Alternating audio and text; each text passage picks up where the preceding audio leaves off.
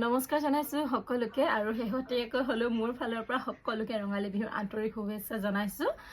দেৰিয়ে হৈছে মোৰ পোৱাটো বাৰু ভিডিঅ'সমূহ দি আছো কিন্তু আপোনালোক শুভেচ্ছাহে জনোৱা হোৱা নাই। এইদৰে যি কি নহওক আজি মাহঁতৰ ঘৰলৈ আহিছিলো বিহু বুলি আৰু মাহঁতৰ ঘৰত বহুত দেৰিকৈ আহিছো যিহেতু বা মানে বা লগত মিলাই মেলি আহো যে তাইৰো পোৱালিকেইটা স্কুল থকাৰ বাবে মানে দুইজনী মিলাই মেলি আহিবলগীয়া হৈছে আৰু আহিয়ে মানে মাহঁতক সেৱা কৰি ললো। কৰি কেনে খুৰীহঁতৰ ঘৰত নহাকৈ কেনেকৈ থাকো, খুৰীহঁতৰ ঘৰত প্ৰত্যেক বছৰে আহো বা আৰু মই দুইজনীয়ে।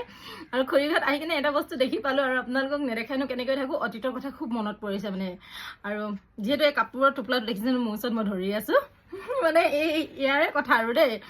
আচলতে পাপা তেতিয়া চাকৰি কৰি আছিল, পাপা বাৰু এতিয়া ৰিটায়াৰ হ'ল।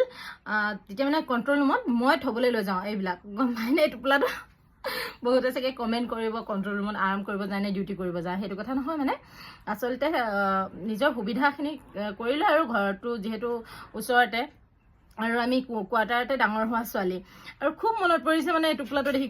টোপলাটো হৈছে আমাৰ দাই ভাগৰ, পাপা যিহেতু ৰিটায়াৰ হ'ল বাৰু। তেতিয়া মানে মায়ে কয় মানে যা পাপাক থৈ আহেগে যা বোলে, কেতিয়াবা তেতিয়া মালো খাই থাকে নহয়। সেইকাৰণে মানে ঘৰৰ পৰা একদম কণ্ট্ৰল ৰুমলৈকে মই কাণত উঠাই থবলৈ যাওঁ আৰু এবাৰ নহয় দুবাৰ নহয় বহুতবাৰ মানে তেনেকৈ গৈছে। আৰু কোনোবাই এনেকৈ থৈছে নি, পাপাক কেতিয়াবা হেল্প কৰিছে নি ক'বচোন, কমেণ্ট এটা কৰিব।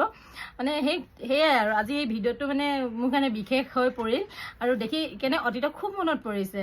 তাকে আপোনালোকৰ আগত মানে ক'লো আৰু মোৰ মনৰ কথাটো। ধন্যবাদ জনাইছো সকলোকে।